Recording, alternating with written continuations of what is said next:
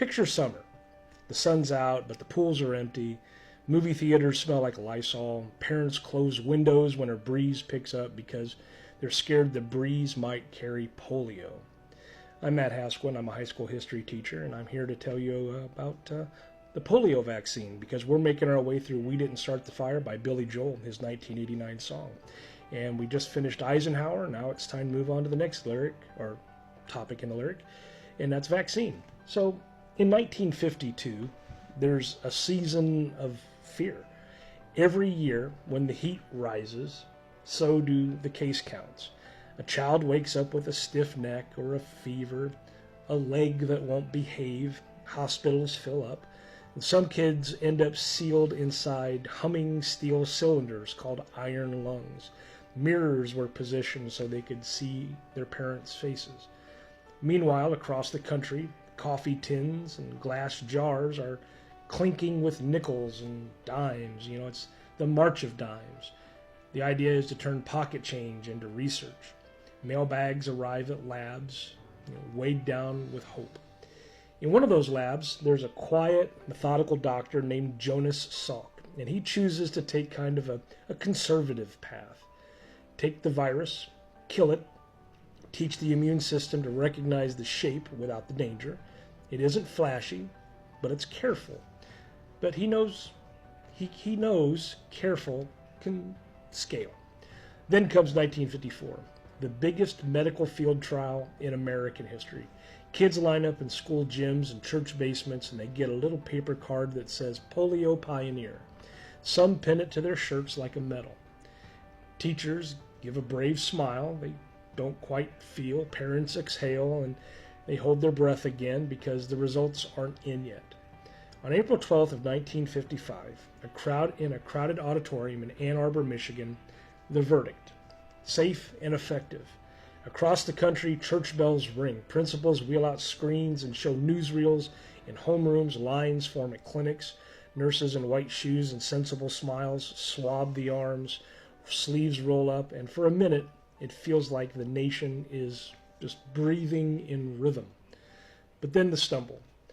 There's a batch from a single manufacturer that isn't fully inactivated. Children get sick, some paralyzed, and some will die. And it's a gut punch with faces and names. The government halts production, it rewrites the rule book, it raises the bar on safety and oversight, and restarts. Slower, stricter, better. The lesson lands. Science is a breakthrough and a system, and you need both. And the shots go on. The numbers fall. The summer panic starts to loosen its grip. Playgrounds begin to sound like playgrounds again. And then there's another turn. Albert Sabin develops a live, weakened virus vaccine. The sugar cube. Kids stick out their tongues at county fairs and school cafeterias, and a pink drop sweetens the line. You know, it's easy to give. It's powerful at building community immunity, and it becomes the workhorse for mass campaigns around the world. There's a rare risk with that approach. The trade-offs are real. So years later, the U.S. pivots back to shots only, while many countries still use drops to chase the last chains of polio transmission. Culture follows science. A rock idol, Elvis Presley, rolls up his sleeve in front of cameras, and teen vaccination rates jump. The PTA turns clinics into community events. Public health stops being just a poster on a wall. It becomes a story neighbors tell each other that ends with, "We did it." By the end of the 1960s, paralytic polio in the United States has collapsed. Globally, coordinated campaigns keep pushing it to the brink. A few pockets of wild polio remain, even today, like stubborn embers in a forest fire. And the job isn't finished. But the world we live in, the normal summer, the crowded pool, the easy breath, the world is built on those nickels and dimes, those lines, and those steady hands that gave the shots. So why does it matter? When Billy Joel sings Vaccine right after Eisenhower, he's naming the moment fear gave way to cooperation. It's not just a scientific triumph, it's a civic one.